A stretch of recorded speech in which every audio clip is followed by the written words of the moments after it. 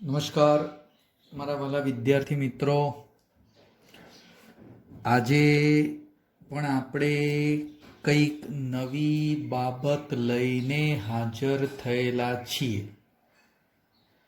ગયા લેક્ચરની અંદર તમને બોર્ડ ઉપર જે દેખાય છે ને મિત્ર, એવી કંઈક બાબતો સમજાવેલી હતી. એક શબ્દ હતો વિદ્યુત ઉર્જા, બીજો શબ્દ હતો પાવર. અને મિત્ર, એ પાવરના સૌથી અગત્યના 3 મુદ્દા મેં ભણાવી દીધા હતા. પાવર P બરાબર VI, P બરાબર I² અને P બરાબર V²/R. આ V²/R. જ્યારે પ્રવાહ મિત્ર અવરોધમાંથી પસાર થાય, અવરોધમાંથી જ્યારે પ્રવાહ પસાર થાય ને ત્યારે અવરોધ વડે પાવરનો વ્યય થાય. અને વ્યય થતો પાવર એટલે મિત્ર આ સૂત્રો. બીજી એક બાબત પણ મેં સમજાવી હતી. પાવર એટલે શક્તિ, તાકાત પણ કહેવાય. કોઈ પણ બેટરી હોય તો એનો પણ કંઈક મને પાવર મળે, અને એને આપણે કહી દીધું તો પાવર P બરાબર VI. હા, આ પાવર એટલે શક્તિ છે, તાકાત છે, અને આ પાવર એ વ્યય થતો પાવર છે. મિત્રો, જ્યારે તમે દાખલા ગણશો ત્યારે તમને થોડો વધારે અંદાજ આવશે કે કયો પાવર શોધવાનો કીધેલો છે.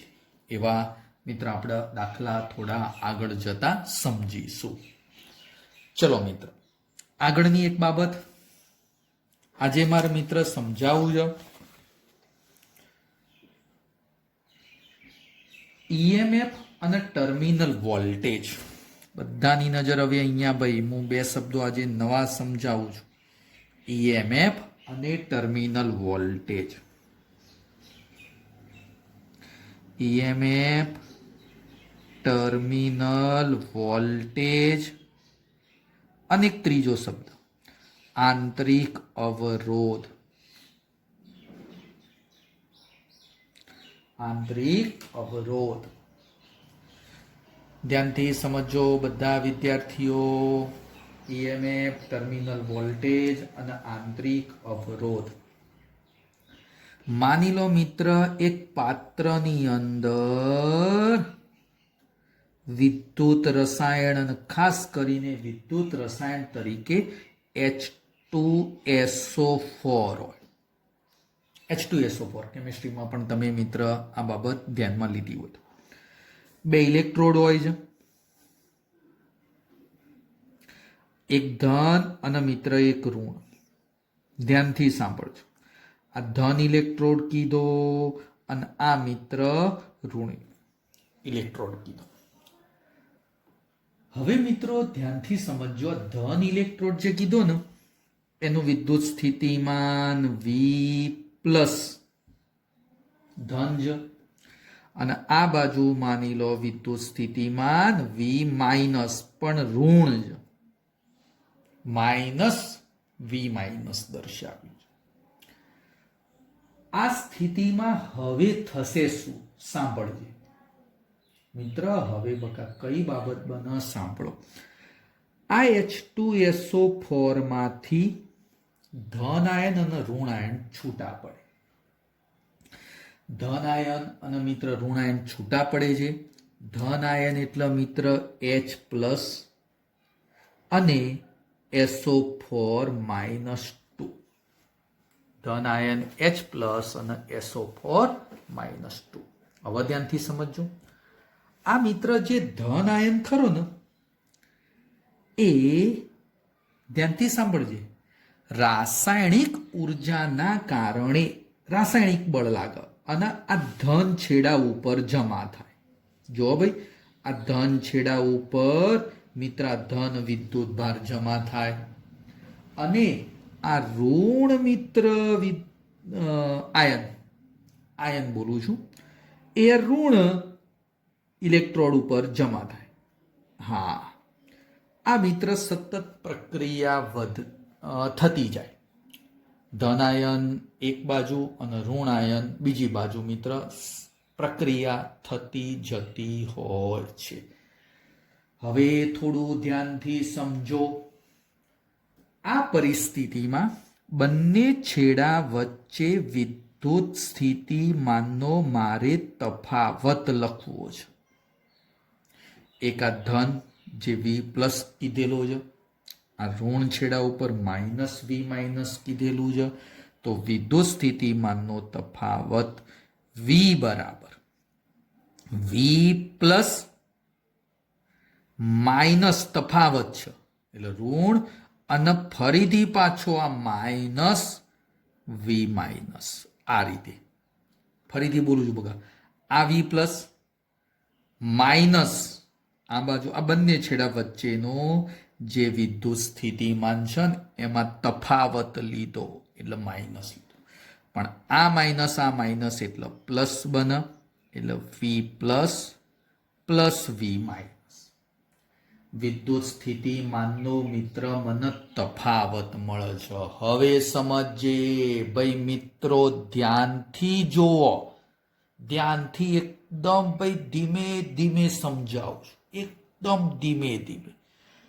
શું સાહેબ આ ધન અહીંયા જમા થતો જાય, આ બાજુ મિત્ર ઋણ સતત જમા થતો જાય? ના, અમુક સમય પછી આ બાજુ એટલો બધો ધન ભેગો થયો હોય કે જે બીજા ધન આયનને શું કરે? અપાકર્ષણ કરે. એટલે કે વિદ્યુત બળ લાગે છે, અપાકર્ષણ બળ.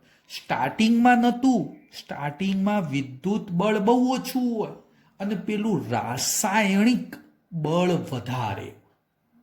ફરીથી બોલું છું, પ્રારંભમાં આની અંદર મિત્ર રાસાયણિક બળ ગ્રેટર ધેન વિદ્યુત બળ હોય. પેલા રસાયણોના કારણે ધન આયન ધન છેડા બાજુ, ઋણ આયન ઋણ છેડા બાજુ સતત જમા થતા જાય. એટલે ધીમે ધીમે આ ધન આ ઋણ બની જાય છે. થોડા સમય પછી આ બાજુનો ધન આ ધન વડે શું થશે? અપાકર્ષણ થશે. એટલે આ બળ હવે ધીમે ધીમે મિત્ર વધવા માંડે અને અપાકર્ષણ થશે ને તો હવે આ ધન આ બાજુ ધન છેડા તરફ જઈ શકે નહીં. ધન છેડા તરફ મિત્ર નહીં જઈ શકે કારણ કે આપણું અપાકર્ષણ થયું. એવી રીતે આ ઋણ પણ આ બાજુ જઈ શકતો નથી. કહેવાનો મતલબ હવે આ દ્રાવણમાં કોઈ આયન ગતિ કરતો નથી, કોઈ જ આયન ગતિ કરી શકે નહીં. એટલે કે આ દ્રાવણની અંદર આયન ગતિ કરતો નથી. અને જો મિત્ર આયન ગતિ ન કરે તો પ્રવાહ 0 બની જાય. પ્રવાહ 0 બની જાય. આ જે ઘટના બની કે ભાઈ હવે અંદર કોઈ આયનની ગતિ નથી થતી, એને ઓપન સર્કિટ કન્ડિશન કહેવાય. ઓપન સર્કિટ કન્ડિશન કહેવામાં આવતી હોય. ઓપન સર્કિટ કન્ડિશનમાં આ બે છેડા વચ્ચે મળતા વિદ્યુત સ્થિતિમાનના તફાવતને ઇલેક્ટ્રોમોટિવ ફોર્સ કહે છે. આ પરિસ્થિતિમાં બે છેડા વચ્ચે મળતો વિદ્યુત સ્થિતિમાનનો તફાવત, એ વિદ્યુત સ્થિતિમાનના તફાવતને શું કહેવામાં આવશે? ઈએમએફ કહેવાય. ઈએમએફ એટલે electromotive force, electromotive force EMF is equal two વિદ્યુત સ્થિતિમાનનો તફાવત V બની. ક્યારે? આની અંદર એક પણ આયન ગતિ ન કરે ત્યારે પ્રવાહ 0 હોય. તને ઉદાહરણ આપીને સમજાવું છું. EMF એટલે ઈ લખવાનું, ઇઝ ઇક્વલ ટુ આ V, અને ભાઈ V એટલે શું હતું? V plus plus V minus. જો તને સમજાવ.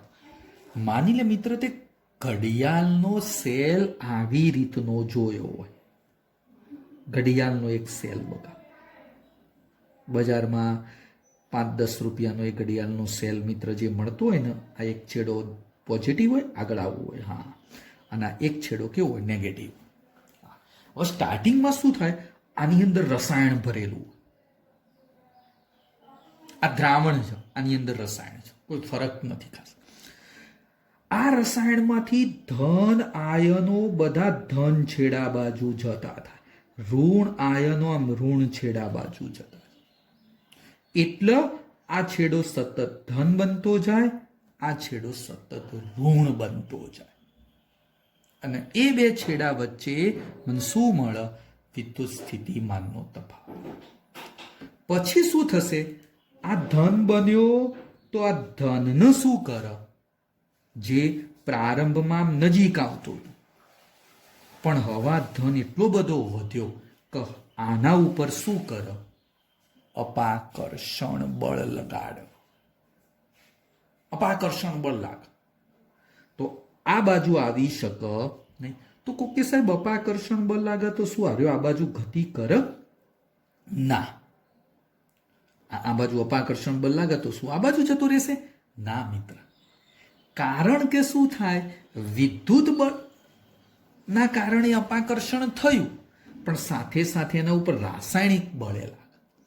એટલે કે રાસાયણિક બળના કારણે આ બાજુ જવાનો પ્રયત્ન કરે, વિદ્યુત બળના કારણે આ બાજુ જવાનો પ્રયત્ન કરે. જો આ બંને બળ સમાન બની જાય, ઇઝ ઇક્વલ ટુ વિદ્યુત બળ. જો બંને સમાન બની જાય ને એટલે આ વિદ્યુત ભાર ગતિ કરી શકે નહીં, ના ગતિ કરે. કારણ કે એક બળ આ બાજુ ખેંચે છે તો બીજું બળ આ બાજુ ખેંચે છે. બંને સમાન બની જાય એટલે પરિણામી બળ કેવું થઈ જાય? 0. એવું ને એવું આના ઉપર થાય. બંને સામસામે બળ લાગે અને સમાન થાય એટલે પરિણામી બળ 0.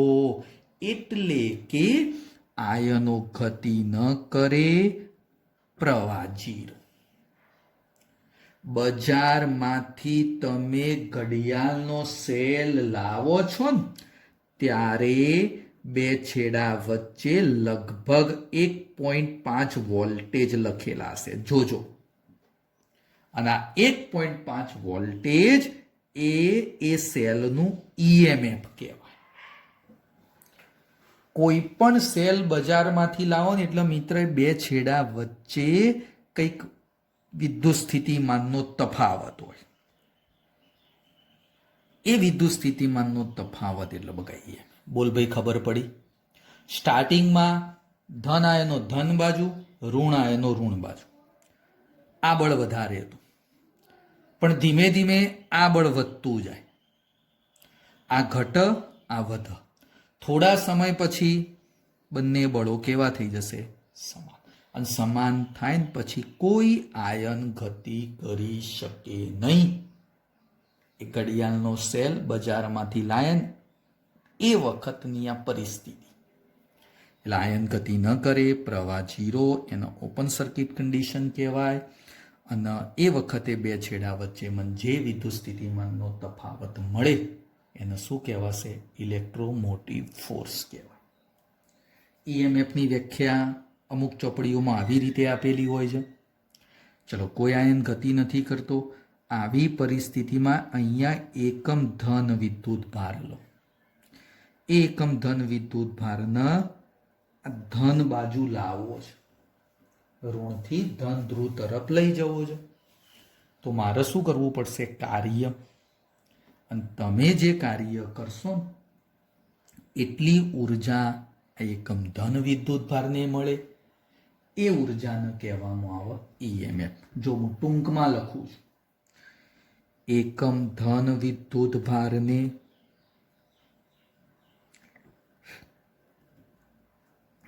કયા છેડાથી? આ ઋણ છેડાથી. એટલે ઋણથી ધન તરફ લઈ જવા માટે મળતી ઉર્જા, એ ઉર્જાને પણ આપણે શું કહી શકાય? ઈએમએફ કહી શકાય. પણ કઈ કન્ડિશનમાં? ઓપન સર્કિટ કન્ડિશનમાં. ઓપન સર્કિટ કન્ડિશનમાં આ વસ્તુ બનતી હોય છે બધા. હવે ધ્યાન આપી દો. તો આના ઉપરથી ઈએમએફ નું સૂત્ર લખવું હોય તો મળતી ઉર્જા એકમ ધન વિદ્યુત ભારને, એટલે ઉર્જા ભાગ્યા ધન વિદ્યુત ભાર, એટલે ઉર્જાનો એકમ જૂલ થાય, ધન વિદ્યુત ભારનો એકમ કુલમ થાય. જૂલ પર કુલમ એટલે આપણે આગળ ભણાવી દીધું હતું વોલ્ટ કહેવાય. શું કહેવાય? વોલ્ટ. ટૂંકમાં ઘડિયાળનો સેલ બજારમાંથી આપણે લાયા છીએ એ આ પરિસ્થિતિમાં છે. ધન એક બાજુ બધા ભેગા થયા, ઋણ એક બાજુ ભેગા થયા, અંદર કોઈ વિદ્યુત ભાર ગતિ કરતો નથી. એ વખતે બે છેડા વચ્ચે જે વોલ્ટેજ મળે એ આપણા માટે શું બોલાય? ઈએમએફ બોલાય. હવે સમજો. અહીંયા આવી જાઓ. ચલો, અહીંયા ધન ભેગા થયા હતા, ઋણ ભેગા થયા હતા, કોઈ ગતિ નતા કરતા, પ્રવાહ 0 બન્યો હતો. આ પરિસ્થિતિમાં હવે આ ધન અને ઋણ વચ્ચે માની લો અહીંયા એક અવરોધ જોઈન્ટ કરી દીધો. બે છેડા વચ્ચે મિત્ર અવરોધ જોઈન્ટ કર્યો. હવે ધ્યાન આપી દેજો. આના ઉપર જે ધન હતા ને એ અંદર આ બાજુ જઈ શકે નહીં. અંદરથી આ બાજુ ના જઈ શકે, કારણ કે પેલું રાસાયણિક બળ એનો વિરોધ કરે. એટલે શું થાય? એ વિદ્યુતભાર આની અંદર દાખલ થાય. દાખલ થઈ અને શું? પ્રવાહ. વિદ્યુતભાર આની અંદર ગતિ કરશે એટલે પ્રવાહ ઉત્પન્ન થશે. આ રીતે મિત્ર પ્રવાહ આ બાજુ આ રીતે આમ પ્રવાહ, એટલે પેલા ધન વિદ્યુતભાર આની અંદર થઈ, ધન આયન બોલીએ, ધન આયન આમ ગતિ કરીને આ બાજુ આવ. એટલે અહીંયાથી શું થયું? જો તમે સમજો, એક ધન અહીંયાથી જો આ રીતે મૂકી દઉં ને, એટલે અહીંયાથી આ એક ધન ખસી ગયો, અંદર વાયરમાં જતો રહ્યો. એટલે હવે આ ધન શું થાય? ખસી અહીંયા આવી જાય. ફરીથી અહીંયાથી ધન આમ બીજો મિત્ર અંદર દાખલ થાય, એટલે ફરીથી અહીંયા એક ધન વિદ્યુતભાર પાછો અહીંયા આવી જાય. એટલે સતત પેલા ધન આમ ગતિ કરતા જાય અને શું ઉત્પન્ન કરે? પ્રવાહ ઉત્પન્ન કરે. શું ઉત્પન્ન? ચલ ભાઈ, આ આકૃતિ જે ખરી ને એ હવે હું અહીંયા કંઈક આવી રીતે દર્શાવું છું. ધ્યાનથી જો ભાઈ, આપણો મિત્ર સેલ જ એક છેડો પોઝિટિવ, બીજો છેડો નેગેટિવ, અને એ સેલની અંદર પેલું રસાયણ ભરેલું છે ને, એ રસાયણનો આંતરિક અવરોધ આર છે. બહુ જ ઉપયોગી બાબત છે. આ જે અંદર મિત્ર રસાયણ ભર્યું ને, જો આ કોષની અંદર બધું રસાયણ હતું. જો આ કોષ, ઘડિયાળનો સેલ, એની અંદર જે રસાયણ હતું ને, એ રસાયણનો આંતરિક અવરોધ મેં આર દર્શાવી દીધો. હવે ધ્યાન આપો મિત્રો, આ જે ભાગ બને છે, આટલો ભાગ, એ આપણા માટે શું બની ગયો કહું? આ સેલ બની ગયો. આ રહ્યો સેલ. આવો પણ સેલ કે જે ટૂંકમાં આપણે આવી રીતે રજૂ કરવાનો છે. આવી રીતે મિત્ર રજૂ કરવાનો. ધ્યાનથી જુઓ. ચલો, આ પોઝિટિવ છેડો એટલે આપણે એનું સ્થિતિમાન V+, આ નેગેટિવ છેડો એનું સ્થિતિમાન -V-. ચલો ભાઈ, સેલ સાથે શું જોડ્યું તું? બાહ્ય અવરોધ. આ સેલ સાથે મેં આ બાહ્ય અવરોધ જોડી દીધો ભાઈ, કેપિટલ આર. આ કોષ હતો જેનો ઈએમએફ ઈ હતો. હવે મને કહો ભાઈ કે ભાઈ આ ઈ શું આવ્યું? તો ઈએમએફ આવ્યો. આર શું આવ્યો? Small R.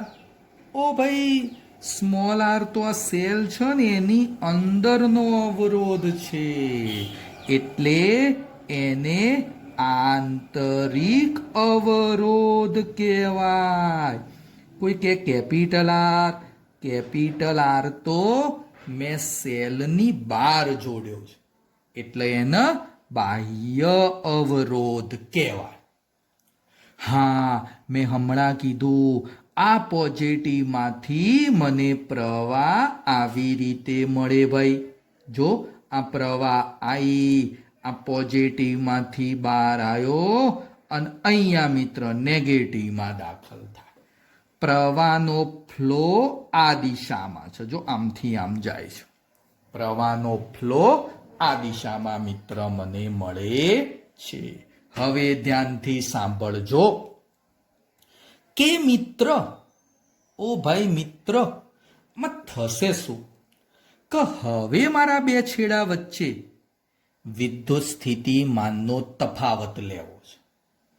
ચલો ભાઈ, હું આ ઋણ છેડાનું વિદ્યુત સ્થિતિમાન નક્કી કરું.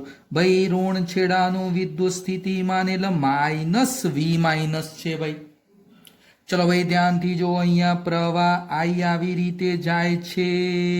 હંમેશા પ્રવાહ ઊંચા વોલ્ટેજથી નીચા વોલ્ટેજે જાય. ઊંચો એટલે હાયર, આ એચ કીધો. આ હાયર થી આ બાજ કયો ગયો? લોવર ગયો. અલ્યા ભાઈ પ્રવાહ હાયર થી લોવર જાય, સ્થિતિમાન ઘટી જાય. જો બગા આ ઊંચું સ્થિતિમાન, અહીંયા નીચું છે, તો ઊંચાથી નીચા બાજુ જો એટલે સ્થિતિમાન ઘટ્યું. તો મિત્ર અવરોધમાં કેટલું સ્થિતિમાન ઘટ્યું? તો V બરાબર IR છે. આ ઊંચું હતું, આ નીચું હતું, પ્રવાહ આમ જ્યો એટલે સ્થિતિમાન ઘટે છે, ઘટાડા તરફ જાય છે. તો સ્થિતિમાન કેટલું ઘટ્યું? IR જેટલું ઘટી ગયું ભાઈ. ચલો હજી આગળ આયા. હા ચલો ભાઈ, પ્રવાહ અહીંયા આવ્યો સાહેબ. ઓકે, પ્રવાહ અહીંયા આવી ગયો. હવે મને એમ કહો સાહેબ, આ નેગેટિવ છે, આ પોઝિટિવ છે. નેગેટિવ એટલે લોવર સ્થિતિમાન. યાદ કર, બેટરીમાં નેગેટિવ ઓછું હોય સ્થિતિમાન, પોઝિટિવ સ્થિતિમાન કેવું હોય? વધારે હોય. એચ કીધું, લોવર થી હાયર. અલ્યા ભાઈ લોવર થી હાયર જાઓ છો તો સ્થિતિમાન વધારા તરફ જાઓ છો, આમ જાઓ છો એટલે લોવર થી હાયર તરફ, એટલે સ્થિતિમાન વધે છે. કેટલું વધ્યું? તો EMF જેટલું વધી ગયું.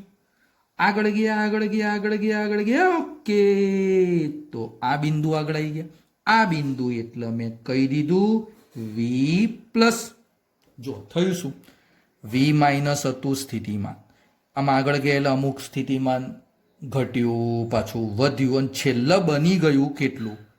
V+ બન્યું. કેટલું બની ગયું? V+ બની ગયું. માની લે અહીંયા સમજ, માની લે અહીંયા બકા 10 સ્થિતિમાન હતું.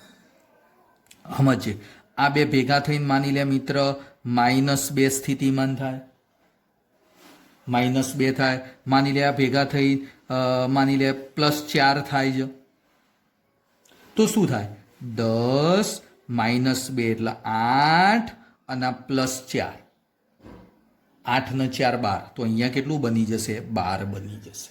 સમજવાનું કોઈ જરૂરી નથી. ચલો હવે આગળ ધ્યાનથી જો મિત્ર, આ V- વાળું પદ ને એનું પેલ બાદ લઈ જાઓ એટલે V+ હતું અને આર્યું આ બાજુ આવ્યું plus V- is equal to EMF E અને -IR. સાહેબ આ શું થયું ખબર પડી? આ શું થયું? વી પ્લસ, મિત્ર ધ્યાનથી જો, માઇનસ માઇનસ વી માઇનસ કહેવાય. એટલે માઇનસ માઇનસ શું થયું? પ્લસ. બકા ઓ બકા, આ મન શું હાલ? આ બે છેડા વચ્ચે વિદ્યુત સ્થિતિમાનનો તફાવત આપ, અને વિદ્યુત સ્થિતિમાનનો તફાવતને હું કહી દઉં V is equal to E minus IR. આ બે છેડા વચ્ચે વિદ્યુત સ્થિતિમાનના તફાવતને ટર્મિનલ વોલ્ટેજ કહેવાય છે. બહુ જ ઉપયોગી. જ્યારે પ્રવાહ પસાર થયો ત્યારે એ કોષના બે છેડા વચ્ચે મને શું મળ્યું? ટર્મિનલ વોલ્ટેજ મળી ગયું. પ્રવાહ પસાર નતો થતો ત્યારે બે છેડા વચ્ચે વિદ્યુત સ્થિતિમાનના તફાવતને ઈએમએફ કહેતા. પણ એ સેલ એમાંથી પ્રવાહ પસાર થવાનું ચાલુ થાય તો એ શું આપે? બે છેડા વચ્ચે ટર્મિનલ વોલ્ટેજ આપે. હવે સાંભળજે. માની લે ઈએમએફ, તું બજારમાંથી એક સેલ લાવ્યો, નવો નક્કોર, તો એ બે છેડા વચ્ચે મને શું હાલે? Terminal voltage. ચલો મિત્ર, ટર્મિનલ વોલ્ટેજ મને 10 મળ્યો. ધ્યાનથી સાંભળજો. માની લે પ્રવાહ 0.5 એમ્પિયર, અવરોધ મિત્ર માની લે ચાર્જ. આ આંતરિક અવરોધ મિત્ર 4 ઓહ્મ છે.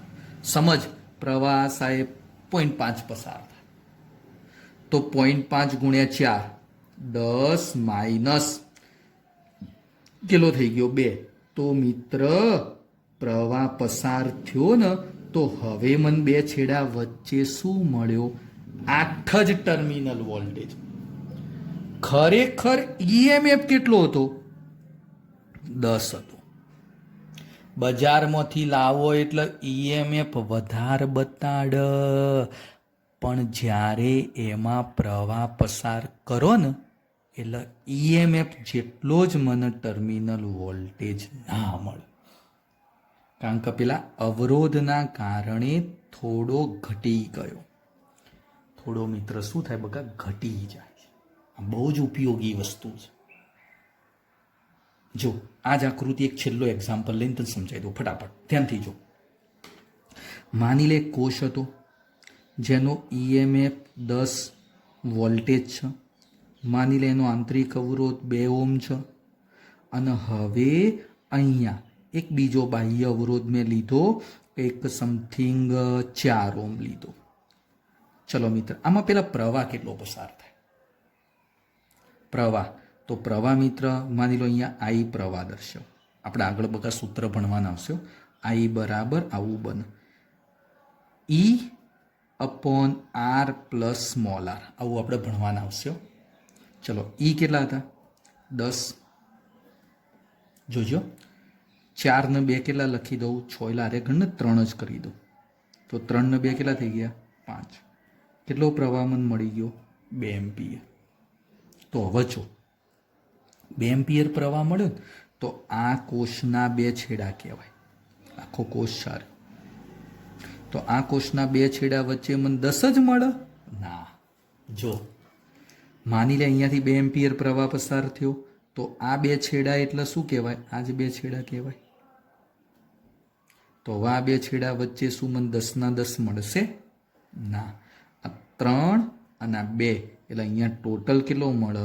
6 વોલ્ટેજ જ મળે. ખરેખર આ કોષ હતો એના બે છેડા વચ્ચે કેટલો હતો? 10 હતો. પણ મિત્ર અહીંયા મને અવરોધના બે છેડા વચ્ચે 10 મળવો જોઈએ, પણ મને મળ્યો કેટલો? 6. કેમ 6 મળ્યો?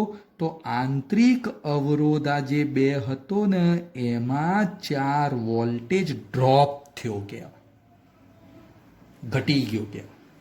આ 4 વોલ્ટેજ આંતરિક અવરોધમાં મિત્ર ડ્રોપ થયો કહેવાય. ઓકે મિત્ર, ભાઈ ખબર પડી? આ ખ્યાલ આવ્યો? સૂત્ર કઈ રીતે આવ્યું? બહુ જ ઉપયોગી છે આ સૂત્ર ભાઈ, બધા યાદ રાખજો બગા. આવતીકાલે આ સૂત્રથી હું તમને થોડા દાખલા સમજાવીશ. વી બરાબર ઈ માઇનસ આર. વી એટલે ટર્મિનલ વોલ્ટેજ. ક્યારે મળે? પ્રવાહ પસાર થાય ત્યારે. ઈ એટલે ઈએમએફ. ક્યારે મળે? પ્રવાહ 0 હોય ને ત્યારે મળે. સ્મોલ આર એટલે આંતરિક અવરોધ બનતો હોય છે. ઓકે, આજે વખત આટલા સુધી રાખું છું. કોઈ વિદ્યાર્થીને હજી એ તકલીફ હોય તો મને ફોન કરી જણાવી દે. Okay, good bye. નમસ્કાર મારા વાલા વિદ્યાર્થી મિત્રો. ચલો ભાઈ, 12 સાયન્સ ફિઝિક્સ પ્રકરણ 3 પ્રવાહ વિદ્યુત. મિત્રો, મેં પ્રવાહ વિદ્યુતનો એક બીજો અગત્યનો ટોપિક ભણાયો. કોઈ વિદ્યાર્થી કે સાહેબ બીજો અગત્યનો ટોપિક કયો? તો ધ્યાનથી સાંભળજો. મિત્ર, બીજો અગત્યનો ટોપિક કંઈક આવો હતો. વિદ્યુત ઉર્જા, પાવર. યાદ કરો ભાઈ, પાવર, પછી ઈએમએફ, ટર્મિનલ વોલ્ટેજ અને આંતરિક અવરોધ. આ બધા મુદ્દાઓ મેં સમજાવી દીધા છે ભાઈ. આ જે મુદ્દાઓ હોય ને મિત્ર, બહુ થોડા સમજવા જેવા છે ભાઈ. આપણે એકદમ ધીમે ધીમે સમજાવીએ છીએ. આ મિત્ર ટોપિક બહુ અઘરા હતા, પણ આપણે એક વખત ફરીથી હું એનું થોડું રિવિઝન જેવું કરાવું છું. એનું મિત્ર થોડું રિવિઝન જેવું કરાવું છું. ધ્યાનથી સમજો ભાઈ, આ શું કહેવા માંગે છે. મિત્ર, પહેલી એક વસ્તુ તો જો હું દોરું ને તો આ ઉપરની આકૃતિ જેવી જ એક રચના જોજો ભાઈ. આ એક બલ્બ છે. આ એક બલ્બ છે. હા, આ બલ્બને ચાલુ કરવા માટે મેં અહીંયા એક સપ્લાય આપેલો છે. ધ્યાનથી જુઓ ભાઈ, આ સપ્લાય આપેલો છે. મિત્ર, તમારા ઘરે જો બલ્બ હોય ને, બલ્બ, તો એ બલ્બ ઉપર રેટિંગ લખેલું હોય. રેટિંગ. કોઈ વિદ્યાર્થી કે સાહેબ રેટિંગ એટલે શું? તો ધ્યાન આપી દેજો. આ બલ્બ ઉપર મિત્ર રેટિંગ શબ્દ ધ્યાનથી જુઓ. રેટિંગ. રેટિંગ એટલે બલ્બ ઉપર 40 વોટ અને માની લે 110 વોલ્ટેજ. આ બલ્બની તાકાત દર્શાવે છે. આ મિત્ર વોલ્ટેજ દર્શાવે છે. આ મિત્ર શું દર્શાવે છે? વોલ્ટેજ. માની લો આપણે વ્યવહારિકની રચના કરીએ તો 220 વોલ્ટેજ કરી દઉં. વ્યવહારમાં જે બલ્બ હોય ને 220 વોલ્ટેજે ચાલુ થાય છે. ધ્યાનથી સાંભળજો ભાઈ, હો, ધ્યાનથી સાંભળજો. આ શબ્દ જે મિત્ર ઉપર લખેલા હોય ને એને રેટિંગ કહેવાય. તમારા ઘરે પણ જો બલ્બ હોય, ટ્યુબલાઇટ હોય, તો એના ઉપર રેટિંગ લખેલું જ હોય. ફ્રીજ હોય તો ફ્રીજના ઉપર એ મિત્ર લખેલું હોય કે ભાઈ આ ફ્રીજ, ટીવી, કોઈ પણ મિત્ર ઇલેક્ટ્રોનિક ઇન્સ્ટ્રુમેન્ટ હોય ને એના ઉપર રેટિંગ લખેલું જ હોય. એટલે આ એક શબ્દ બહુ અગત્યનો છે. હા, રેટિંગ. 40 વોટ અને 220 વોલ્ટેજ. હવે અહીંયા ધ્યાન આપજો, આ સપ્લાય છે. માની લે મિત્ર મેં સપ્લાયના વોલ્ટેજ વી દર્શાવે 220 વોલ્ટેજ. સપ્લાયના વોલ્ટેજ. સપ્લાયનો પાવર માની લે મિત્ર 100 વોટ. સમજવા માટે હવે સપ્લાય એની તાકાત કેટલી છે? 100 વોટ છે. હવે ધ્યાનથી સાંભળો મિત્ર, આ બલ્બ છે. બલ્બની અંદર અવરોધ હોય અને જો ભાઈ અવરોધ હોય ને તો આ અવરોધની અંદર અમુક પાવરનો વ્યય થાય અને વ્યય થતો પાવર, એના સૂત્રો તમને મેં ભણાવી દીધેલા છે. પી બરાબર વ્યય થતો પાવર છે. કેમ બકા? કારણ કે અવરોધ આવ્યો. અવરોધ હોય ને તો અંદર પાવરનો વ્યય થાય જ. સૌથી ઉપયોગી સૂત્ર આઈ સ્ક્વેર આર. બીજું એક સૂત્ર વી સ્ક્વેર બાય આર. અને ત્રીજું સિમ્પલ સૂત્ર વી આઈ. વી એટલે આ બલ્બના વોલ્ટેજ. આઈ એટલે ભાઈ આ બલ્બમાં કેટલો પ્રવાહ પસાર થાય છે એ દર્શાવે. આ બલ્બમાં કેટલો પ્રવાહ પસાર થાય છે એ દર્શાવે. એટલે આ મિત્ર જે પદ બને ને એ બલ્બની અંદર વ્યય થતો પાવર દર્શાવે. કેટલા પાવરનો વ્યય થાય. હા, કોઈ કે સાહેબ ઉર્જા લખવી હોય તો માની લો ઉર્જા ડબલ્યુ લખી દો. ઉર્જા, વ્યય થતી ઉર્જા, અને ઉર્જા બરાબર I square R T, V square by R T, અને વી આઈ ટી પણ લખી શકાય. આ જે અવરોધના કારણે વ્યય પામતી ઉર્જા થઈ એને જૂલ ઉર્જા કહેવાય છે. જૂલ ઉર્જા. જૂલ નામના વૈજ્ઞાનિકે મિત્ર આખી બાબત સમજાવી હતી. ઘરે તમારો બલ્બ જો આવી રીતે ચાલુ કરો ને તો એ બલ્બ ગરમ થાય, ઉર્જાનો વ્યય થાય. બસ એ જ ઉર્જાની હું ચર્ચા કરું છું. ઉર્જા બોલો તો I square R T, T ગુણાઈ જાય છે જો આ દરેક પદમાં. ઓકે, હવે થોડું ધ્યાન આપી દેજો ભાઈ. બીજો એક મિત્ર, કોઈ પણ બેટરી હોય, સપ્લાય હોય તો એનો પાવર, એટલે એ પાવર એટલે મિત્ર તાકાત કહેવાય, શક્તિ કહેવાય. હા, તો મિત્ર પાવર, પાવર પી બરાબર સિમ્પલ વીઆઈ સૂત્ર આપણું મેન છે. પાવર પી બરાબર વીઆઈ આપણું મેન સૂત્ર છે. હું હમણાં એક બે દાખલા સમજાવું છું, તમને થોડો વધારે અંદાજ આવશે. ઓકે, ચલો મિત્ર, એના પછી આગળ એક થોડી ચર્ચા કરું તો માની લો બે બલ્બ મિત્ર આપેલા છે. બંને બલ્બને હું શ્રેણીમાં જોડું છું. ભાઈ ધ્યાનથી જોજો, શ્રેણીમાં જોડતા. કોઈ કે સાહેબ બે બલ્બ જો, ભાઈ ધ્યાનથી જોજો, ધીમે ધીમે, કોઈ ઉતાવળ નહીં. એક બલ્બનો પાવર P1 છે, માની લો બીજા બલ્બનો પાવર P2 છે. જો આવી રીતે, અને પછી તમે અહીંયા સપ્લાય જોડી દીધેલો છે. આ સપ્લાય છે. તો મિત્ર સપ્લાયના વોલ્ટેજ ચલો બગા V લખી દીધેલા છે. કોઈ કે સાહેબ આ પહેલા બલ્બનો મારે રેટિંગ લખવું છે, તો પહેલા બલ્બ માટે પાવર P1 અને માની લો વોલ્ટેજ V છે. આના વોલ્ટેજ V છે. હવે ધ્યાનથી જોવો ભાઈ, કોઈ કહેશે સાહેબ કુલ વપરાતો પાવર કેટલો બને? શ્રેણીમાં જોડો ને, શ્રેણીમાં, તો કુલ વપરાતો પાવર, કુલ વપરાતો પાવર, ભાઈ શ્રેણી માટે વપરાતો પાવરનું સૂત્ર P બરાબર, ખાસ યાદ રાખજો, P1 P2 નીચે P1 વત્તા P2. આ શ્રેણીમાં વપરાતો પાવર મળી જાય. આ સૂત્ર કોના જેવું હોય જોજો ભાઈઓ. આ સૂત્ર એટલે આવું જ કહેવામાં આવે. 1/P સમાંતરના જેવું બને.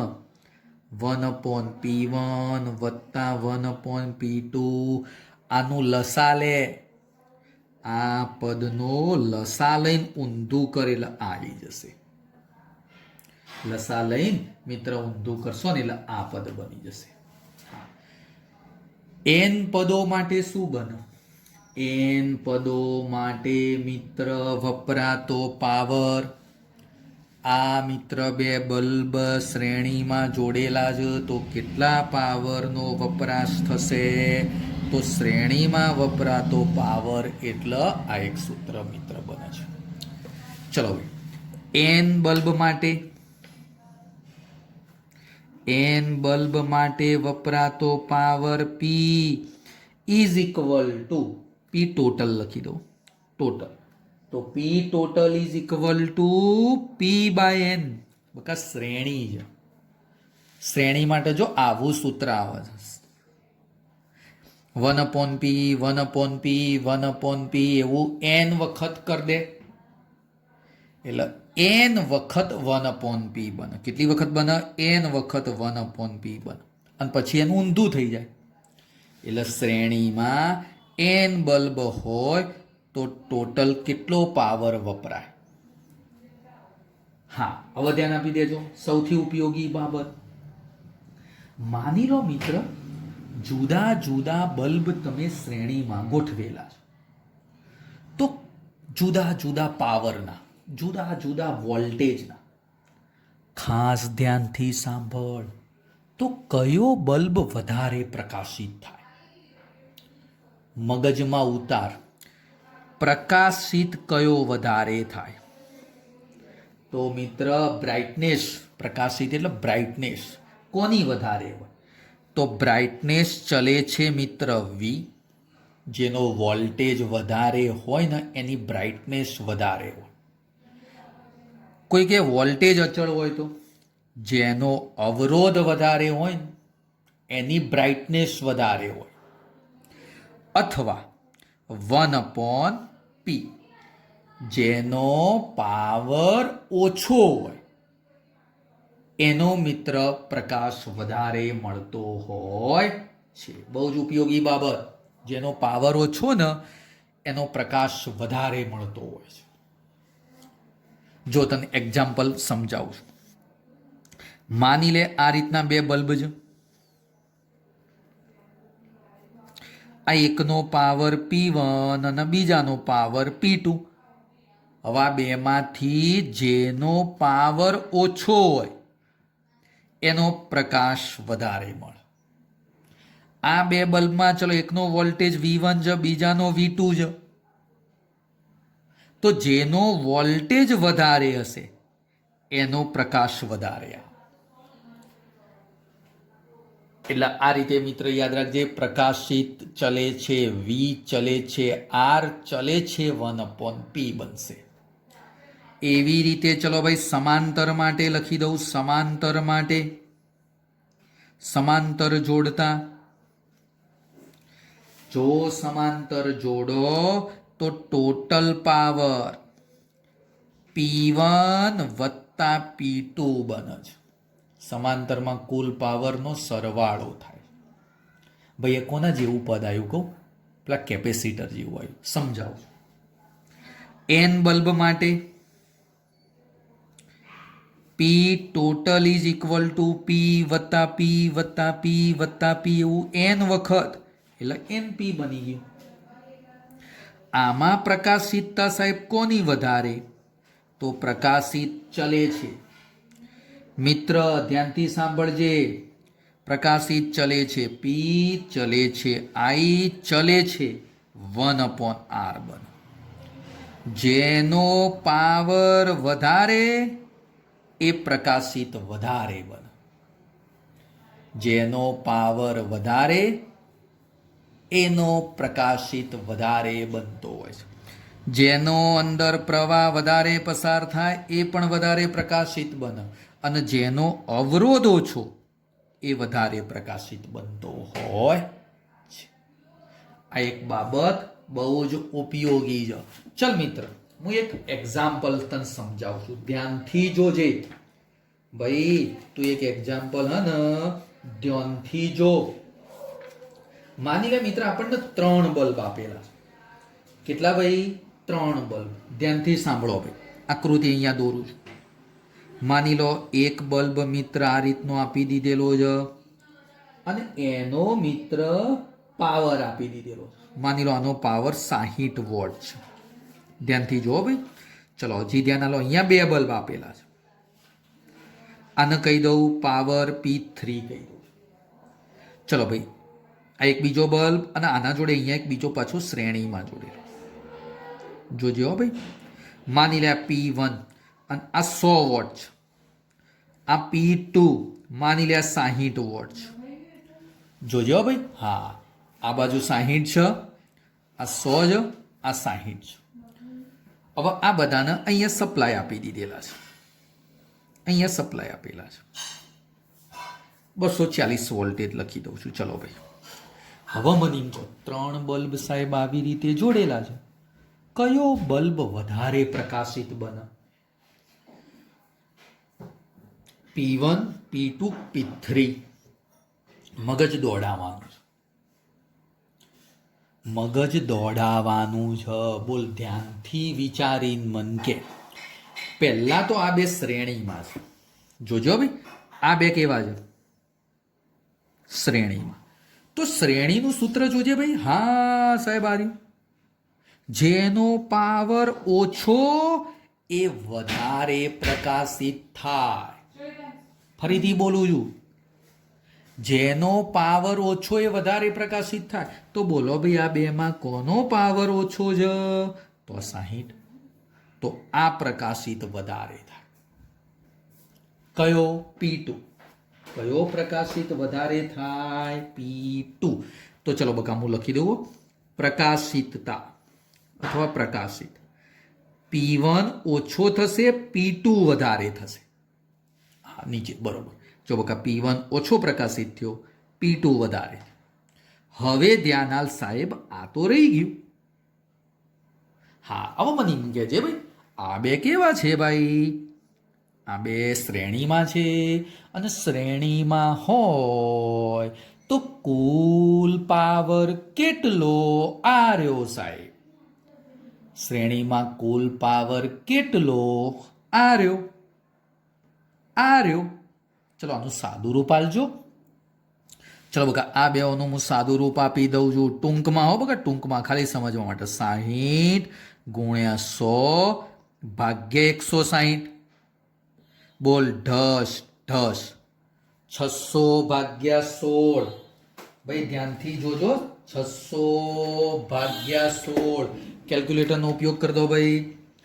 600 ભાગ્યા 16. કોઈ જવાબ લાયો તો માત્ર 37.5.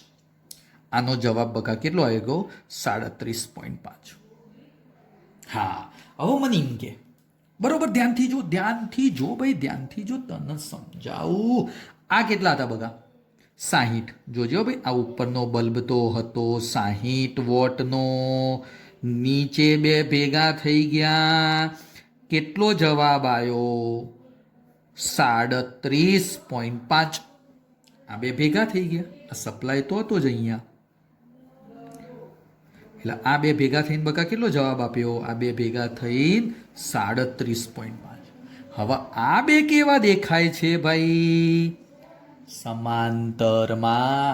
અને જો સમાંતરમાં હોય તો જેનો પાવર વધારે, જો આર્યું, આનો પાવર વધારે તો એનો પ્રકાશિત પણ વધારે. આ બેમાં કોનો પાવર વધારે? આનો. કોનો ભાઈ? P3. તો એ પ્રકાશિત પાછો કેવો થાય? વધારે થાય. તો મિત્ર, P3 પાછો વધારે પ્રકાશિત થાય. એટલે મેં તને એક જ ઉદાહરણમાં શ્રેણીએ સમજાવી દીધું અને સમાંતર પણ સમજાવી દીધું. ફરીથી કહી દઉં છું, આ બે શ્રેણી હતા. જેનો પાવર ઓછો એ વધારે પ્રકાશિત થાય. આ ઓછો છે. કયું સૂત્ર? આ પાવર ઓછો, પ્રકાશિત વધારે. તો ઓછો પાવર, તો આનો પ્રકાશ વધારે આવી ગયો. આ બે ભેગા થયા, જવાબ કેટલો આવ્યો? 37. તો 37 ના 60 બે સમાંતર થયા, તો 60 વધારે આવ્યા. ભાઈ વધારે તો પ્રકાશિત એ કેવો થાય? વધારે. એટલે P3 વધારે પ્રકાશિત થતો હોય છે. સમજવા જેવું એક ઉદાહરણ હતું ભાઈ. ચલ મિત્ર, એક બીજી એક વાત કહી દઉં. ઓવર સાહેબ, એક બીજી એક નાનકડી બાબત કહું ને તો આવી એકમાં લખવી છે ભાઈ. જોજો હો, એક એક્ઝામ્પલ. આ એક એક્ઝામ્પલ હતું. ચલો મિત્ર, એક બલ્બ આપેલો, એનું રેટિંગ આપેલું છે 220 વોલ્ટેજ અને 100 વોટ. 110 વોટના સપ્લાય સાથે જોડતા ખર્ચાતો પાવર કેટલો? જોજે હો ભાઈ, ધ્યાનથી જો ભાઈ, મગજ દોડાય. માની લે ભાઈ આ એક બલ્બ, આ બલ્બનું રેટિંગ આપી દીધેલું છે, આ સપ્લાય છે. ચલો બકા, સપ્લાયના પાવર 110 વોટ અને બલ્બનું રેટિંગ બલ્બ ઉપર આવું લખીને આપી દીધેલું છે 220 વોલ્ટેજ અને 100 વોટ. ચલો ભાઈ, મારો પ્રશ્ન એટલો, આ બલ્બમાં કેટલો પાવર વ્યય થાય? આ બલ્બની તાકાત છે, પાવર તાકાત, આ સપ્લાયની તાકાત છે, પણ આ બલ્બમાં કેટલા પાવરનો વ્યય થાય? બલ્બમાં કેટલા પાવરનો વ્યય થાય? ચલો બગા, ગણી શકશો તમે આ જવાબ? ભાઈ હવે આટલું તો આવડતું હોવું જો, બધું તો કોઈ સાહેબ ના ભણાવું તાણ. થોડું તો વિચાર. હા ભાઈ, થોડું એને વિચાર્યું તું. સૌથી પહેલા છે મિત્ર, આર હોદી દે. આર હોદી દે. કોઈ કે સાહેબ આર કઈ રીતે? અલ્યા જો ન ભાઈ, આ બે પદ માટે આર કેટલો આવે? તો પાવર પી બરાબર વી સ્ક્વેર બાય આર. તો આર બરાબર વી સ્ક્વેર બાય પી. વી એટલે 220 નો વર્ગ અને નીચે 100. બોલ, આર મળી જાય? હા કે ના તો બોલ. આર મળ્યો ને ભાઈ? હા, આર મળી ગયો. ચલ મિત્ર, હવે આર મળી જાય તો વ્યય થતો પાવર મને મળી જાય. કોઈ કહેશે સાહેબ કયું સૂત્ર? હવે વિચાર કર. વ્યય થતા પાવરનું સૂત્ર, વ્યય થતા પાવરનું સૂત્ર, અવરોધ મને મળી ગયો. અવરોધ મિત્ર મને મળી ગયો છે અને આ બલ્બના વોલ્ટેજ આપી દીધા છે. તો વ્યય થતો પાવર પી બરાબર વી સ્ક્વેર બાય આર. બોલ, વી કેટલા છે? વી મિત્ર, વી, હા, આ વી એટલે બકા બલ્બની અંદર કેટલા તમારા સપ્લાયના વોલ્ટેજ આપેલા છે? બકા વોલ્ટેજ છો, આપણે 110 વોલ્ટેજ, આ વોલ્ટેજ આપેલા. ચલો, સપ્લાયના વોલ્ટેજ કેટલા છે? 110. અને આ બલ્બની અંદર અવરોધ કેટલો છે એ તો શોધી દીધો આના ઉપરથી. તો ચલો બગા, વી બરાબર 110 નો વર્ગ અને આનો જવાબ લાવશો ને એટલે મિત્ર 22 ગુણ્યા 22 આવશે. જોઈ લેજો, આ 2 જીરો ખરા, આ 2 જીરો એટલે આર્યો વર્ગ હતો એટલે આ જીરો છે એટલે 22 નો વર્ગ, 22 ગુણ્યા 22. જો તમે મિત્ર આનું સાદું રૂપ આલો ને તો જવાબ આવી જશે 25 વોટ આવી જશે. 25 વોટ આની અંદર વ્યય થાય છે. હજી આવા તો મિત્ર ઘણા દાખલા તમે સમજી શકો છો, ઘણા બધા દાખલા. ઓકે, બીજી એક નાનકડી ચલો મિત્ર ચર્ચા કરી દઉં તો મિત્ર, એક ઈએમએફ અને એક ટર્મિનલ વોલ્ટેજ વિશે મેં સમજાવ્યું હતું. જો મિત્ર, ઈએમએફ અને ટર્મિનલ વોલ્ટેજ. મિત્ર, ઈએમએફ એટલે ઈ અને ટર્મિનલ વોલ્ટેજ એટલે મિત્ર વી. અને આંતરિક અવરોધ એ તો આર હતો. હવે મને કહેજો ભાઈ, હો, આંતરિક અવરોધ આર. મેં તને એવું સમજાવ્યું હતું કે ભાઈ ટર્મિનલ વોલ્ટેજ હંમેશા ઈ માઇનસ આઈઆર બને, કારણ કે અવરોધની અંદર અમુક વોલ્ટેજ ઘટી જાય. બજારમાંથી લાવો એટલે ઈએમએફ હોય, પણ જ્યારે તમે એનો ઉપયોગ કરો ને બલ્બ સેલ, ઘડિયાળનો સેલ, તો એ ટર્મિનલ વોલ્ટેજ આપે. એ શું આપે મિત્ર? ટર્મિનલ વોલ્ટેજ આપે. અમુક વોલ્ટેજ ઘટી જતા હતા. પણ ભાઈ આ ઘટનામાં શું બન્યું કહું? માની લો આ ઘડિયાળનો સેલ હતો, આ પ્લસ આ માઇનસ આ ઘડિયાળના સેલને આ રીતે મિત્ર મેં અવરોધમાં ફિટ કરી દીધો. આ ઘડિયાળના સેલમાંથી આ પ્રવાહ બહાર આવે છે. તો મિત્ર આના બે છેડા વચ્ચે પણ ટર્મિનલ વોલ્ટેજ વી મળે. વી બરાબર ઈ માઇનસ આઈઆર થાય. ચલો, સેલ એટલે બીજો એક શબ્દ બેટરી. માની લે મોબાઈલની બેટરી. મોબાઈલની બેટરી જ્યારે તમે વાપરો છો, મોબાઈલ મિત્ર તમે વાપરો છો, ત્યારે મોબાઈલની બેટરીના બે છેડા વચ્ચેના ટર્મિનલ વોલ્ટેજ આ સૂત્ર પ્રમાણે મળે. ધનમાંથી પ્રવાહ બહાર આવે એટલે પ્લસ થી માઇનસ બોલાય. પ્રવાહ આમ પ્લસમાંથી માઇનસ તરફ જાય છે. આ પરિસ્થિતિમાં તમારી બેટરી ડિસ્ચાર્જ થાય છે ભાઈ. આ બેટરી ડિસ્ચાર્જ થાય છે. પ્રવાહ પ્લસથી માઇનસ તરફ આવે, આ ડિસ્ચાર્જનું સૂત્ર. પણ માની લો, ધ્યાનથી સાંભળો, આ મોબાઈલની બેટરી કંઈક આવી રીતે દોરું એટલે તને થોડો વધારે અંદાજ આવે. આ પ્લસ આ માઇનસ. બોલો મિત્ર, આ બેટરી 0% થઈ ગઈ. અને 0% થાય ને પછી તમે બેટરીને ચાર્જિંગમાં મૂકો. ચાર્જિંગમાં માની લે આ ઘરના બે છેડા, એક પોઝિટિવ એક નેગેટિવ, અને પછી ચાર્જર તમે આવી રીતે ભરાવો છો. આ રીતે આ મિત્ર લખી દઉં છું, વી લખી દઉં છું, સપ્લાય વોલ્ટેજ. જ્યારે મોબાઈલની બેટરી તમે ચાર્જિંગમાં ભરાવો ત્યારે પ્રવાહ આ પ્લસમાંથી આમ જાય. જો બેટરીના પ્લસમાં દાખલ થાય છે, આ બેટરીના પ્લસમાંથી પ્રવાહ બહાર આવે, ચાર્જિંગમાં ઊંધું થઈ જાય, પ્લસમાં પ્રવાહ જાય અને માઇનસમાંથી બહાર આવે. તો બેટરીમાં શું થયું?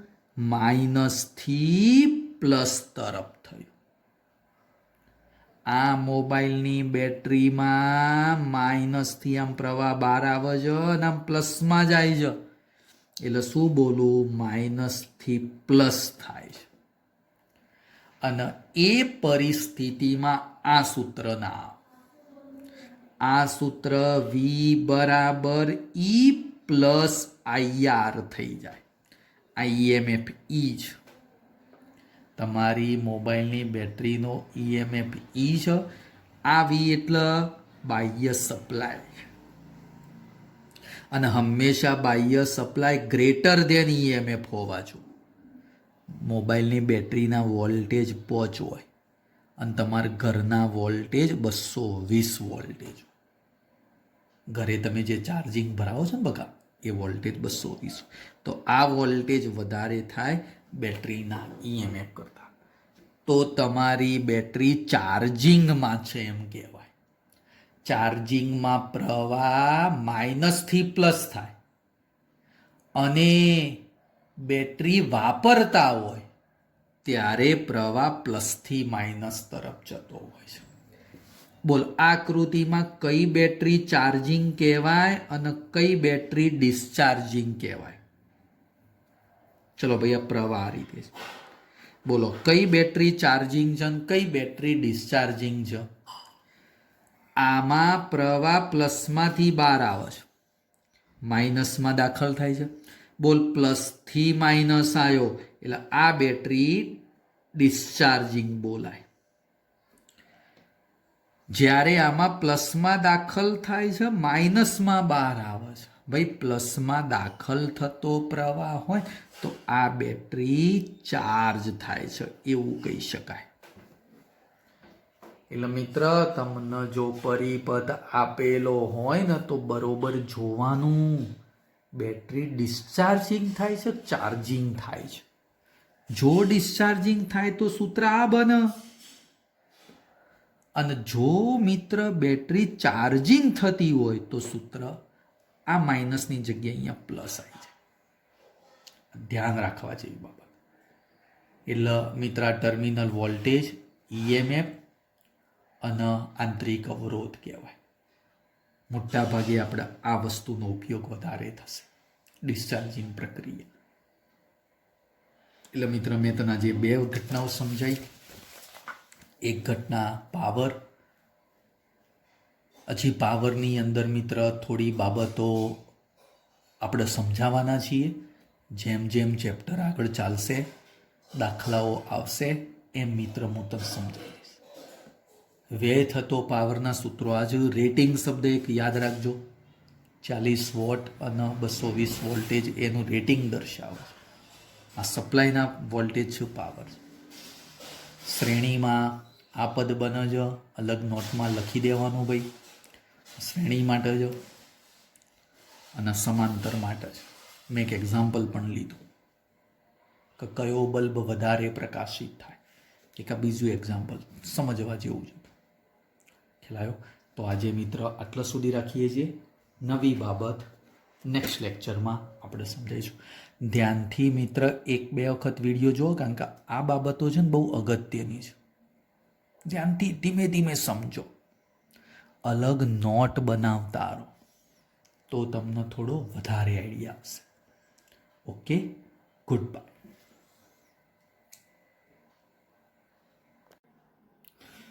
ચલો ભાઈ મિત્રો, નમસ્કાર. આપણે પ્રકરણ 3 એની અંદર કંઈક નવી બાબત સમજવા જઈ રહ્યા છીએ. ગયા લેક્ચરોમાં મેં પાવર, ઈએમએફ એ બધી બાબતો તમને થોડી સમજાવી દીધેલી હતી. એના લગતા થોડા દાખલા પણ મેં છેલ્લા લેક્ચરની અંદર સમજાવ્યા હતા. હજી એની અંદર થોડી બાબતો દાખલા સ્વરૂપે આપણે સમજવાની થશે. પણ આજે હું એક નવો ટોપિક સમજાવું છું. ટોપિક એકંદરે સહેલો જ સમજાય એવો જ છે મિત્ર. અને ઓલરેડી તમે ધોરણ 10ની અંદર ભણી ગયા છો. એ જ અવરોધોનું શ્રેણી જોડાણ અને અવરોધનું મિત્ર સમાંતર જોડાણ. તો ચલો ભાઈ ધ્યાન આપી દેજો. પહેલી બાબત, અવરોધનું શ્રેણી જોડાણ અને સમાંતર જોડાણ. અવરોધનું પહેલા હું શ્રેણી જોડાણ કહી દઉં છું. તમે ભણી ગયા એ જ છો. ધોરણ 10માં વસ્તુ આવેલી છે ભાઈ. ધોરણ 10ની અંદર આ બાબત મિત્ર તમે ભણી ગયેલા છો. માની લો કે બે અવરોધ આવી રીતે મને આપેલા છે. આ બેટરી અને એના જોડે બે અવરોધ જોડેલા છે. એક R1 અને એક R2. હવે ધ્યાન, બેટરીના વોલ્ટેજ V, આ પ્રવાહ I પસાર થાય છે. મિત્ર ધ્યાનથી જો. હા, પ્રવાહ I મિત્ર અહીંયાથી આમ પસાર થાય છે. પણ મિત્ર પ્રવાહ છે ને દરેક અવરોધમાં સમાન પસાર થશે. અને દરેક અવરોધમાં સમાન પ્રવાહ પસાર થશે એટલે પહેલો મુદ્દો, આપણા માટે પ્રવાહ જે હતો ને I અચળ બની ગયો. I પ્રવાહ મિત્ર આપણા માટે કયો બની જશે? અચળ બની જશે. શ્રેણીમાં પ્રવાહ અચળ હોય, દરેક અવરોધનો પ્રવાહ અચળ હોય છે. યાદ રાખો ભાઈ, યાદ રાખો. માની લો આ R1 ના બે છેડા વચ્ચે વોલ્ટેજ V1 છે અને R2 ના બે છેડા વચ્ચે વોલ્ટેજ V2 છે. V1 અને V2 એટલે કે ભાઈ કુલ વોલ્ટેજ V બરાબર V1 વત્તા V2 લખાય. જો બગા આ વી કુલ હતો, એના બે ભાગ પડ્યા, આટલા ભાગ માટે V1 અને બીજો આટલા ભાગ માટે V2. કુલ વોલ્ટેજ V બરાબર V1 વત્તા V2. ધ્યાનથી જો. પણ ભાઈ V બરાબર તો સાહેબ IR બોલાય, ઓમનો નિયમ. તો V1 લખવો હોય ને, પ્રવાહ અચળ છે, પ્રવાહ અચળ છે, તો V1 માટે અવરોધ કયો બોલાય? R1.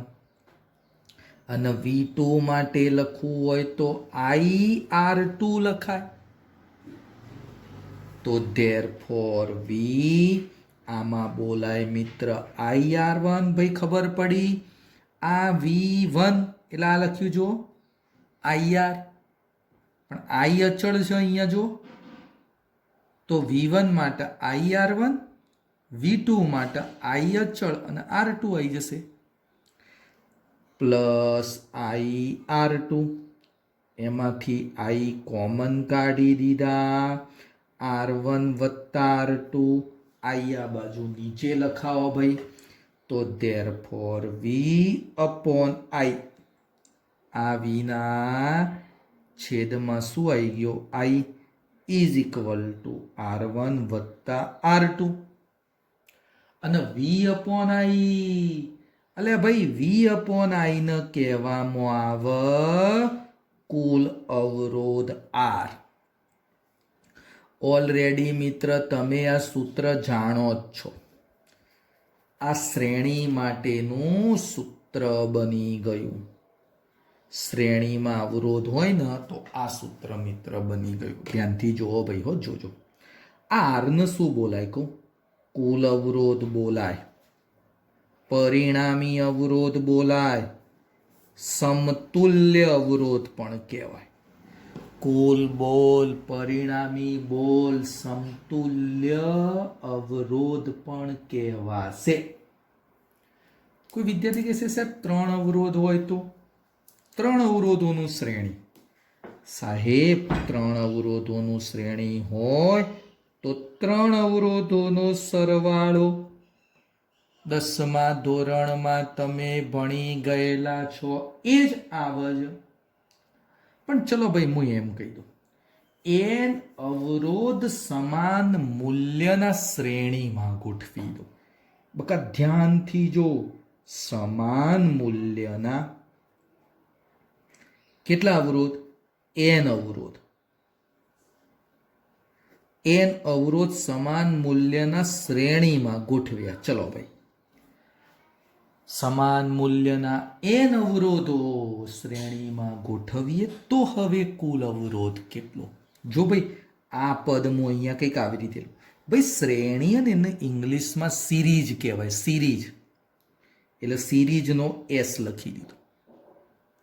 Is equal two n અવરોધ છે ને પાછા સમાન મૂલ્ય છે, એટલે R, બીજાનો એ R, ત્રીજાનો એ R. બોલ આવું કેટલી વખત? તો n વખત. આવું કેટલી વખત ભાઈ? n વખત બની ગયું. તો n વખત R R R R, તો શું બોલાય? NR બોલી દેવાય. શું બોલાય? NR બોલી દેવાય. તો આ મિત્ર એક શ્રેણી માટે નાનકડી બાબત બની ગઈ ભાઈ. હા મિત્ર, માની લો સમજવા માટે R1 નું મૂલ્ય 2 હતું અને R2 નું મૂલ્ય 4 હતું. તો 2 વત્તા 4 ઇઝ ઇક્વલ ટુ કેટલું બની જાય? 6. ભાઈ આ 6 મૂલ્ય કેવું આવ્યું? 2 કરતાંય વધારે આવે, 4 કરતાંય વધારે. સરવાળો થાય એટલે મૂલ્ય વધારે જ આવે. તો હું એક વાક્ય બોલું.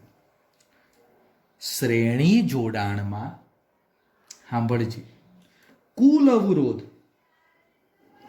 શ્રેણી જોડાણમાં કુલ અવરોધ કેવો બને કહું? જે મૂલ્ય મોટું હોય એના કરતાંય મોટું બને. માની લે 10, 20 અને 30. એક્ઝામ્પલ સમજ. એક 10 છે, એક 20 છે અને એક 30. તો કુલ અવરોધ કેટલો થયો? 60. એટલે કે 60 એટલે કે આ 30 કરતા એ વધારે થાય. એટલે કે જે મૂલ્ય મોટું હોય ને, તો મોટામાં મોટા મૂલ્ય કરતા પણ જવાબ મોટો આવે. મોટામાં મોટા મૂલ્ય કરતા મોટો જવાબ મને મળે. આ એક વસ્તુ ખાસ યાદ રાખો. આ એક બાબત અગત્યની કે ભાઈ શ્રેણીમાં જવાબ કેટલો આવે કહો તો જે મૂલ્ય મોટું હોય ને એના કરતા જવાબ મોટો આવે. આ બાબત અગત્યની. આ બાબત મિત્ર અગત્યની બનતી હોય છે. હા, ચલો મિત્ર હવે ધ્યાનથી સમજો. માની લો હું બે અવરોધોનું શ્રેણી દર્શાવું. બકા અહીંયા જોજો બધા વિદ્યાર્થીઓ આ રીતે અહીંયા જોવે. બે અવરોધ, વોલ્ટેજ V ઉપરની જ આકૃતિ, અવરોધ R1 R2 અને માની લો અહીંયા V1 અને V2. સાહેબ આ V1 V2 માં શોધવા છે. V1 V2 શોધવા છે. V1 V2 શોધવા છે.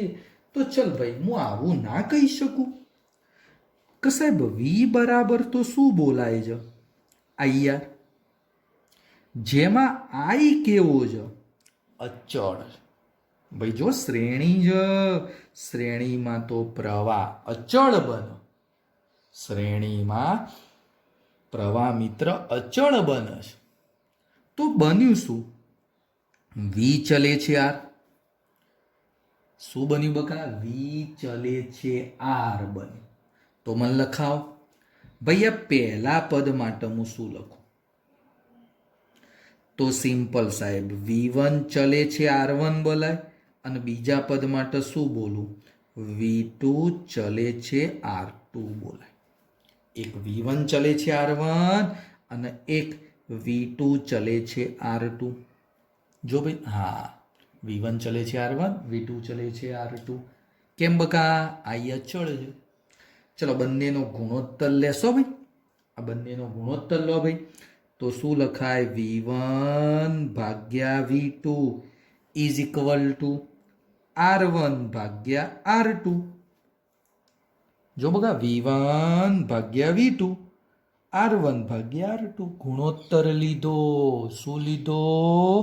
ગુણોત્તર. હા, હજી ધ્યાન આલો ભાઈ. સાહેબ ગુણોત્તર લઈ લીધો. હવે આ જે પદ છે ને એમાં છેદમાં સાહેબ યોગ લઉં. ભાઈ યોગ એટલે ખબર છે? યોગ એટલે સરવાળો કહેવાય. શું કહેવાય? સરવાળો કહેવાય. તો ચલો ભાઈ છેદમાં યોગ લેવો.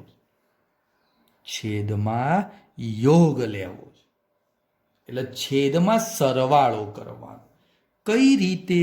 અહીંયા જો બોલો સૂત્ર શું હતું? V1 ભાગ્યા V2 R1 ભાગ્યા R2.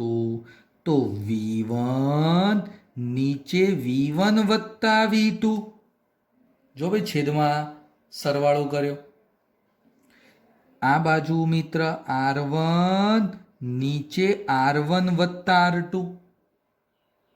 પણ ભાઈ V1 વત્તા V2 એટલે અહીંયા સાઈડમાં જો બગા એનો V કહેવાય.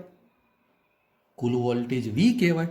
તો આ પદ ઉપરથી આ V1 નીચે કુલ વોલ્ટેજ V, આ R1 વત્તા R2 અને V કયો આવી જાય? આ બાજુ. જો V હું આ બાજુ લખું તો સૂત્ર કયું બન્યું? V1 R1 વત્તા R2 અને આ કુલ વોલ્ટેજ V થઈ. આ V ભાગાકારમાં તો અહીંયા ગુણાકારમાં આવી ગયો. જો આ મને શું મળી ગયું? આકૃતિ. જો આ અવરોધના બે છેડા વચ્ચેનો વોલ્ટેજ મળી ગયો. પહેલા અવરોધના બે છેડા વચ્ચે કેટલો વોલ્ટેજ? તો આ V1. એ મિત્ર મને અહીંયા મળી ગયો. આ જ રીતે તું આના અંશમાં યોગ કર. જો એના અંશમાં યોગ કરીશ, અંશમાં યોગ છેદમાં નહીં અંશમાં, તો V1 વત્તા V2 ઉપર થાય, નીચે V2 એમના એમ રહેશે. અહીંયા R1 વત્તા R2, નીચે R2 એમના એમ રહેશે. એટલે કે V2 ને જો તું આવી રીતે કરતા બનાવે તો સૂત્ર R2 R1 વત્તા R2 અને કુલ વોલ્ટેજ V. જો ઓ બક્કા આ સૂત્ર જો V1 અને આ સૂત્ર જો V2. એના જેવું જ છે. R1 V1 હોય તો R1 થાય, નીચે R1 વત્તા R2 અને કુલ વોલ્ટેજ V. એવી રીતે જો V2 છે તો અહીંયા R2 R1 વત્તા R2 કુલ વોલ્ટેજ V છે. હા મિત્ર, કોઈ વિદ્યાર્થી કે સાહેબ 3 અવરોધો આપેલા હોય તો ચલો આ શું છે? 2 અવરોધ માટે. એ પદ કેટલા અવરોધ માટે છે? 2 અવરોધ માટે. એટલે કે V1 જેમ V2 is equal two R1 જેમ R2 બોલાય. V1 જેમ V2 is equal two R1 જેમ R2 બોલાય.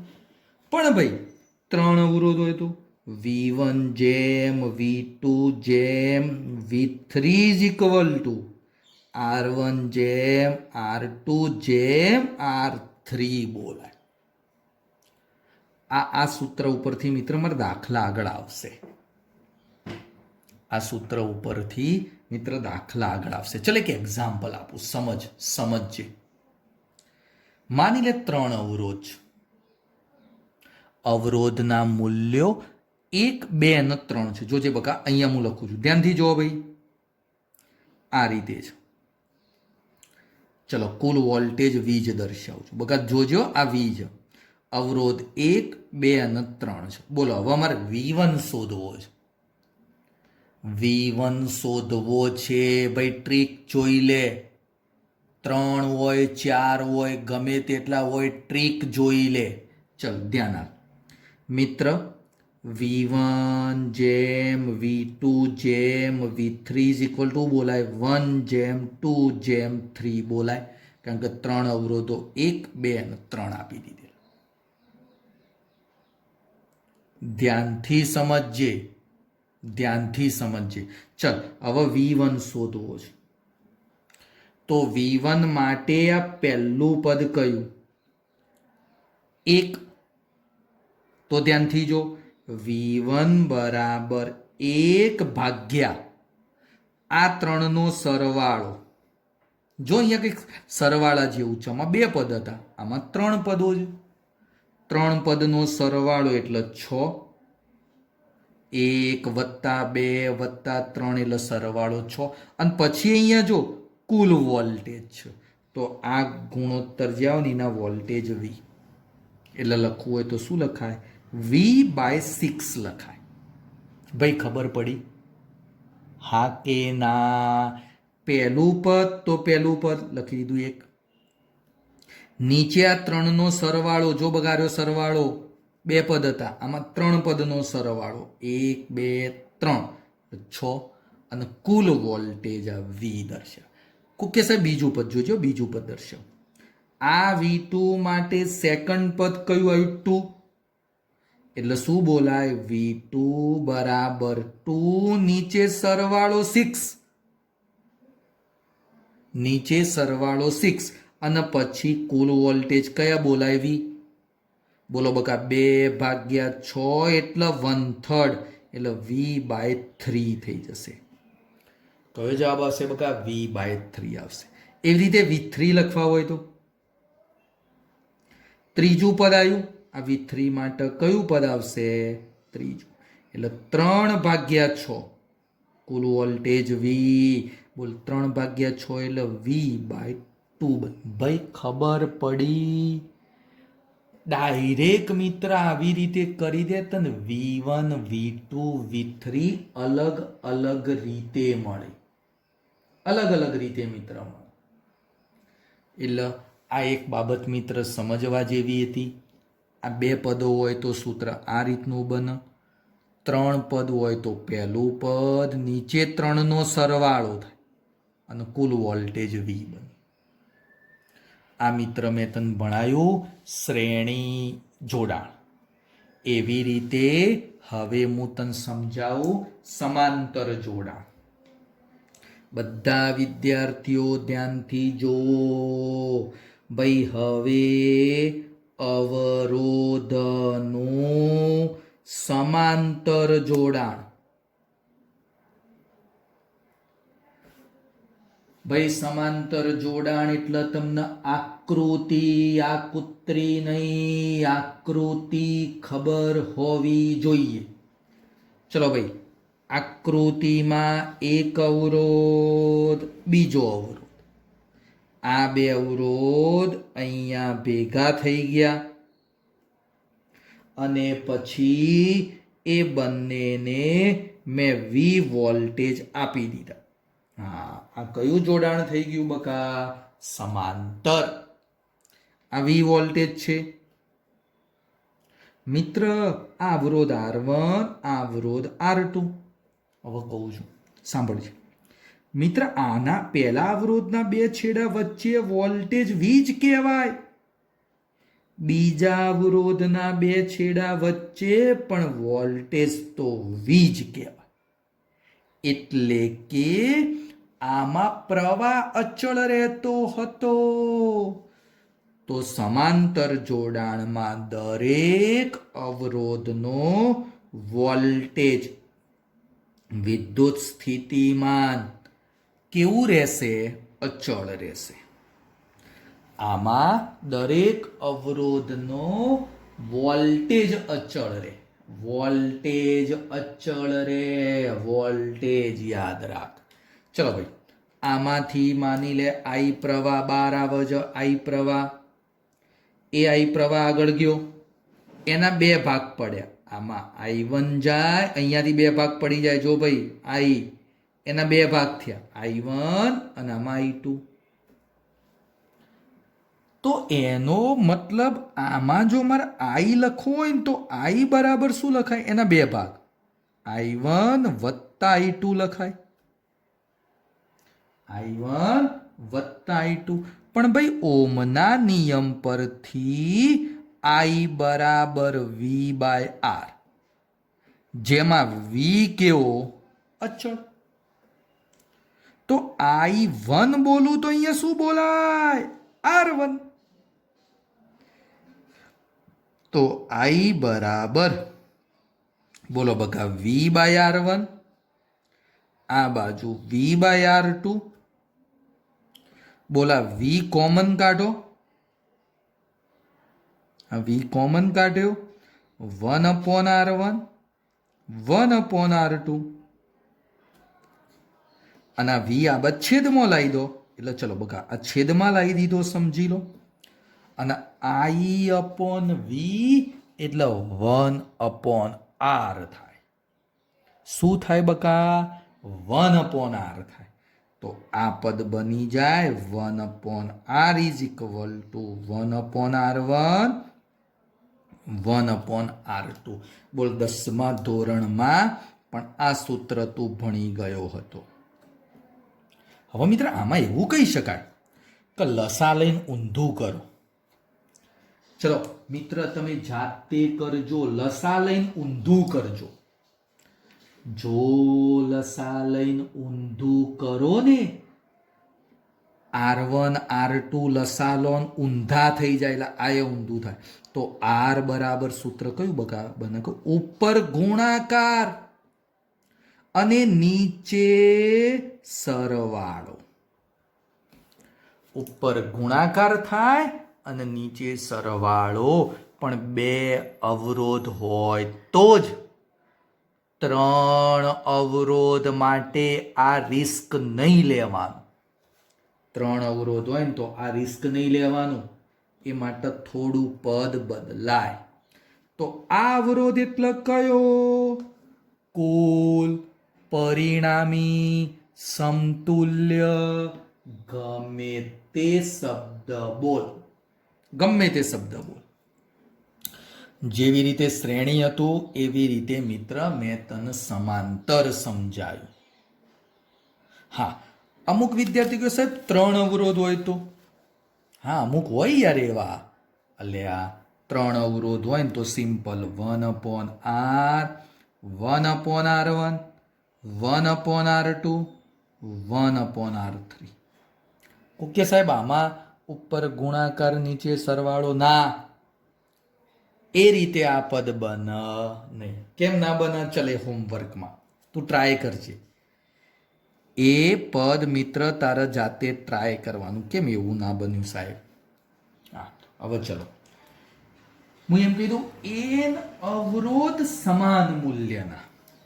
ચલો ભાઈ, એન અવરોધ કેવા મૂલ્યના? સમાન મૂલ્યના. એનું સમાંતર જોડાણ કરો. હેડો ભાઈ. તો સૂત્ર શું બને? 1/r સમાંતર એટલે પેરેલર. પેરેલર એટલે પી કહી દો, RP. તો ચલો 1/r ફરીથી 1/r ફરીથી 1/r ફરીથી આવું કેટલી વખત? n વખત. તો n/r થઈ જાય. 1/r 1/r 1/r એવું n વખત. તો n વખત શું થઈ ગયું? 1/r. ઊંધું કર, ઊંધું. તો RP ઊંધા આયા. તો આ બાજુ શું આવી જશે? r/n થઈ જશે. તો RP બરાબર શું બની ગયું ભાઈ? r/n થઈ ગયું. આ મન મળી ગયું સમાંતર માટે. આ બકામન શું મળી ગયું? સમાંતર માટેનું પદ મળ્યું. હવે ચલો મિત્ર હું એક કહી દઉં, એક વસ્તુ કહી દઉં. એક વસ્તુ કહી દઉં છું, જોજો. માની લો કે મિત્ર તમારા જોડે બે અવરોધ છે. કેટલા અવરોધ છે? બે અવરોધ છે. ચલો મિત્ર, એ બંનેનું હું સમાંતર જોડાણ કરું તો મને કુલ જવાબ કેટલો મળે? એક્ઝામ્પલ ફોર જો માની લો એક 6 છે અને એક 4 છે. તો આનો કુલ જવાબ કેટલો આવે? R કેટલો આવે?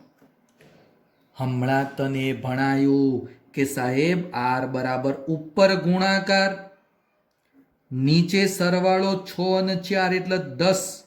તો જવાબ 6 × 4 24/10 2.4 ઓહ્મ થાય. હા સાહેબ, સહેલો જ દાખલો હતો. પણ આ 2.4 જે જવાબ આવ્યો ને એ આ 6 કરતાંય નાનો ના 4 કરતાંય નાનો. તો આમાં એક વાક્ય એવું લખી શકાય કે ભાઈ સમાંતરમાં કુલ અવરોધ નાનામાં નાના મૂલ્ય કરતાંય નાનો બને. ફરીથી વાક્ય બોલું છું. સમાંતરમાં કુલ અવરોધ કેટલો બને? તો નાનામાં નાના મૂલ્ય કરતા પણ નાનો બને. નાનામાં નાના મૂલ્ય કરતા પણ જવાબ કેવો આવશે? નાનો જવાબ આવતો હોય છે. હા ભાઈ, ચલો મને લખાવો કે સાહેબ હમણાં એક આકૃતિ કંઈક આવી દોરી હતી. પહેલો અવરોધ, બીજો અવરોધ, ચલો આકૃતિ આવી દોરી હતી. હવે મને કહો કે સાહેબ I1 I2 લખવા છે. માની લો I પ્રવાહમાં જતો તો એના બે ભાગ પડી ગયા હતા, I1 I2. આ બાજુ બકા R1 R2 હતું. કુલ વોલ્ટેજ V હતો. સાહેબ મેં આગળ તને V1 V2 શોધતા શીખવાડ્યું, બસ એ જ છે. I1 કેટલા, I2 કેટલા. તો I બરાબર શું લખાય? તો I બરાબર V/R લખાય. પણ સમાંતરમાં V અચળ અને V અચળ હોય તો I1 ચલે છે 1/R1 થાય. બોલ થાય કે ના થાય? થાય કે ના થાય? તો I2 ચલે છે 1/R2. હા કે ના? ચલો બકા આ બંનેનો ગુણોત્તર લઈ લો. તો I1 ભાગ્યા I2 આમાં ઊંધું થાય બકા, R2 ભાગ્યા R1 બને. ઊંધું થઈ ગયું, વ્યસ્ત છે. જો ભાઈ આ વ્યસ્ત છે. ચલો છેદમાં યોગ લો. હમણાં તને શીખવાડ્યું આગળ I1 છેદમાં યોગ I1 વત્તા I2. તો આ બાજુ R2 છેદમાં યોગ છે એટલે R1 વત્તા R2. બકા I1 વત્તા I2 એટલે કુલ પ્રવાહ I થાય. હમણાં આગળ ના બકા આપણે લખ્યું? બોલો ભાઈ લખ્યું કે ના? ભાઈ ખબર પડી. આ જો વ્યસ્ત હતું, ગુણોત્તર લીધો એટલે ઊંધું થાય. એમાં I1 છેદમાં યોગ લીધો એટલે નીચે સરવાળો થયો અને I1 વત્તા I2 એટલે I થાય.